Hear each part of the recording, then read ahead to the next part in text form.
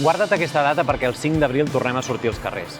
La tardor passada ja va quedar molt clar que som una majoria que estem farts de deixar-nos mig sou a pagar el lloguer i viure patint per si ens fan fora de casa. Tot perquè uns altres se n'omplin les butxaques i visquin de la nostra feina. Els nostres drets comencen on acaba el seu negoci. Però des d'aleshores han quedat molt clares dues coses. D'una banda, que rendistes i especuladors pensen seguir escanyant-nos i expulsant-nos i que els polítics no tenen intenció d'impedir-ho. O no han entès res o han decidit passar de tot.